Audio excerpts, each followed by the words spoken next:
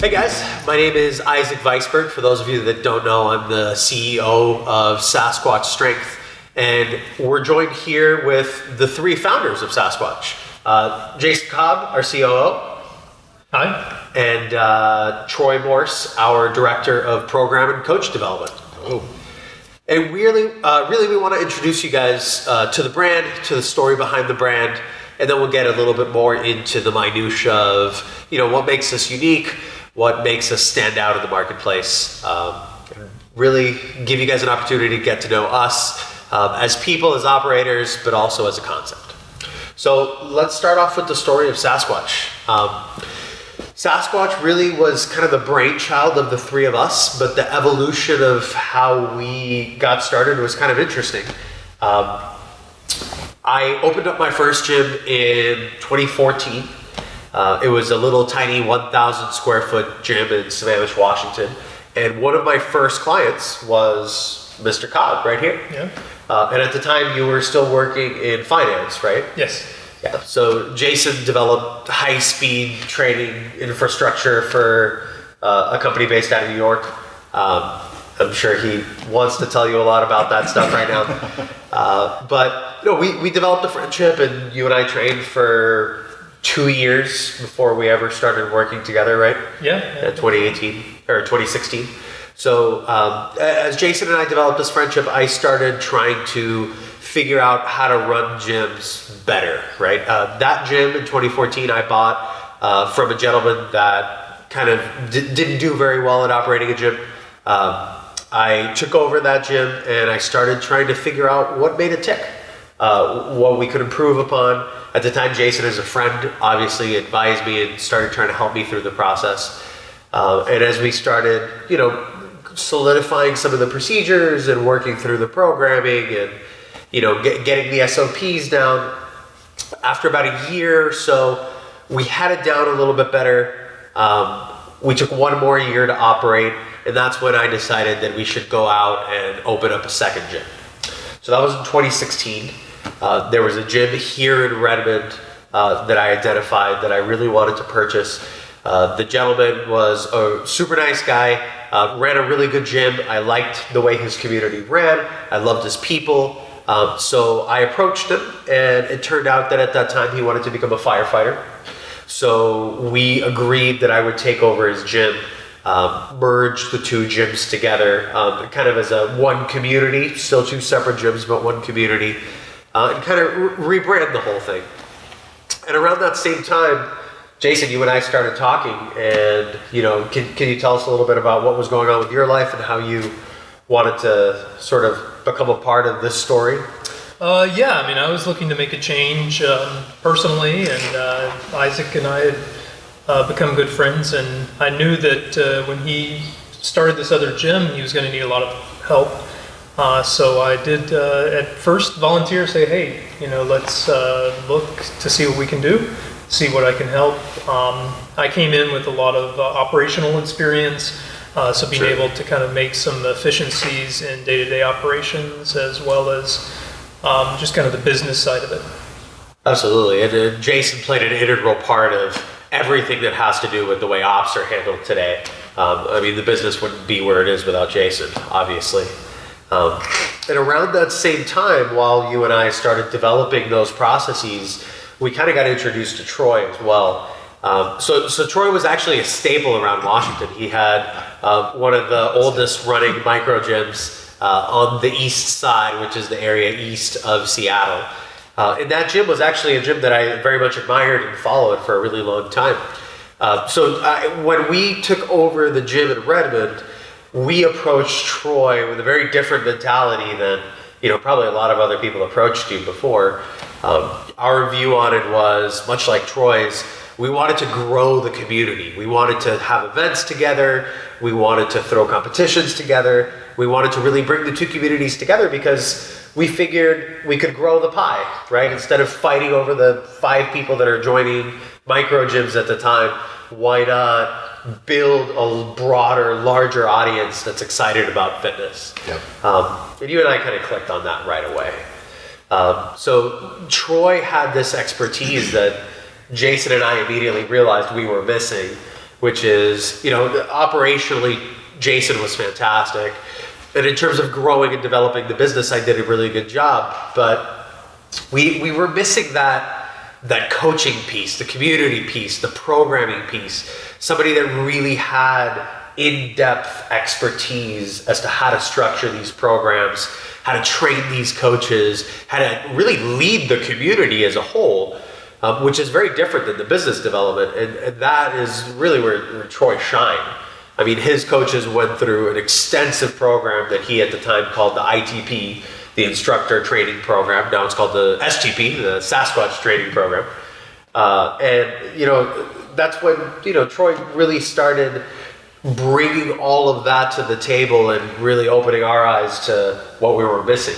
Yeah, I remember walking into his gym the first time, and you could instantly tell, wow, this guy knows how to coach. He knows how to run class. And that was really the key pieces that we were missing. It was a well-oiled machine. I mean, from an operational capacity standpoint, everything was really efficient. All of his facilities were top-notch because he comes from a construction background, and obviously all these little bits came together, and we realized that Troy was the missing piece of the Sasquatch puzzle. But I don't know, what was your opinion like as we started doing these things together? What was coming to mind? The community, having two gyms that were such close proximity to each other, but yet having the same goals as far as the community and what we wanted, it's kind of what drew me in, where, so we were only 400 meters away from this location here.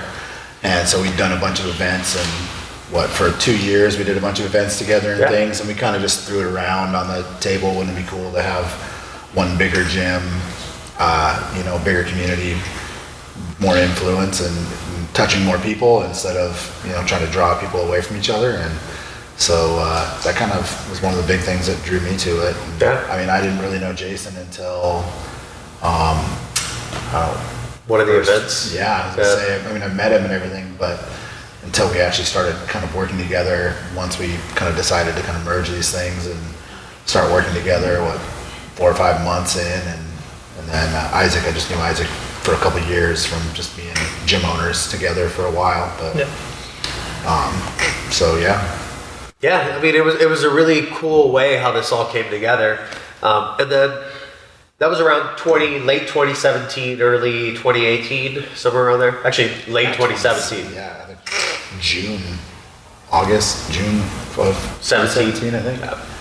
And then at around that time, we started to realize, once we had this team put together, that we had much larger, goals and dreams than we thought we did, right? We realized we had something special. We realized that had a team that could scale, that could really create something that was meaningful and would last and would be successful. And that's when we started throwing around the idea of franchising. We saw it as a really interesting vehicle to be able to take our vision and allow other people to use all the resources that we had developed for a micro gym owner in a very meaningful way. And in a way that would work, right? Not in a consulting capacity where we tell people what to do and they just don't do it, or don't have the technology, or don't have the bandwidth, or follow 80% of what we do and then miss the other 20% that really makes a difference.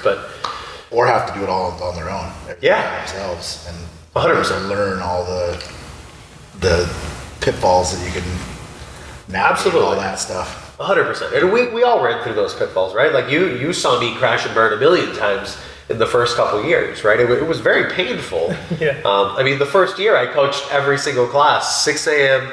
till 8 p.m., and I slept in a hammock that I hung from the rafters in the rig just so I could get through it, right? And that's kind of what we want to avoid, right? Put people in a position where they can start off day one with members, with procedures and policies that work, with pricing that makes sense, with competitive everything, right? And that's really what we started wanting to build. So as we sort of started getting into that frame of mind, we obviously rebranded Sasquatch Strength. we started creating much better, much more comprehensive marketing procedures, better operational protocols, tightening the belts of our coaches, making sure that everything was taught the same way, truly standardizing everything that we did. I think coming together, the three of us, and working together really allowed each of us to really go after and focus on our specialties and our strengths and develop those areas of the business. So I think that was awesome. Yeah, absolutely. And our franchisees now can just leverage us as individuals as part of Team Sasquatch. It lets them focus on what they really need to focus on, right? Which is their membership. Making sure that they give 100% of their time and effort towards keeping their members happy, engaged, keeping their staff well trained, and they can use us as a resource for everything else, right? The operational stuff is done by Jason. All the technology is managed by Jason and is kept up to date and state of the art by Jason. All the programming is done by you, right? Their coaches are going to be trained mostly by you, right? Remotely. You're going to create the Sasquatch training program that they're going to be able to follow. They're going to be able to follow more of the modules that you're going to upload onto either of our platforms for them to be able to, take advantage of. And they're going to be able to, use all of my growth strategies, all of the corporate and team contract sales strategies that I put out for them. And again, they can just focus on what they have a passion for, which is people. Yep. Absolutely. At this point is three really cool things happen. One, we brought on Amy Patrick as our director of marketing and branding, that started working on all this immaculately branding stuff and truly solidified the Sasquatch Strength brand. While we brought on Vicky Savage as well, our director of, right now, customer support, and thereafter became our director of franchisee success, whose job was really people, right? Her job was to make sure that all of our members, all of our coaches were well taken care of. She has an ear that is able to listen to somebody as long as they need to talk. She just has that ability to connect with people, right? And that really makes her excel at her job.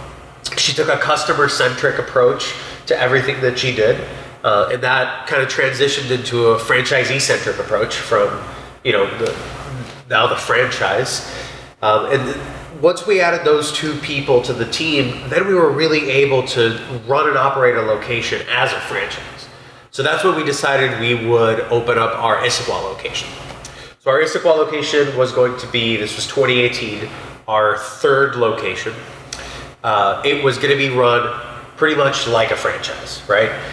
We as owners weren't going to be involved in it nearly as much as we were involved in Redmond and Sammamish. We were going to train a manager that was going to go in there and run the show, right? And at the same time that was happening, we got introduced to the franchise founders. And that's when things really started to happen, really started to change. The franchise founders was this private equity group out of South Florida. Their job was to identify and incubate these, rising star franchise concepts that were really in that incubation period. And out of, I don't know how many franchises and fitness franchises specifically that they evaluated, they saw something in us, right? They saw what we see in each other every day, right? Our ability to really focus in on what we're experts at and let the other one handle what they're experts at. Our ability to really create something meaningful and something that's going to last, something that's not trendy but timeless. And they really took us on and then gave us these incredible resources that started allowing us to really develop our technology, develop our procedures, develop our model. They gave us a CFO that was able to come in and underwrite the entire model from a franchisee's perspective. Because it was a little different, right? Thinking about it from the franchisee's perspective and how those economies would work, how we would use economies as scale for our advantage with our supplements, our fridge items, even our gear, right? Our apparel, all that stuff. They stepped in and really gave us some guidance in that regard.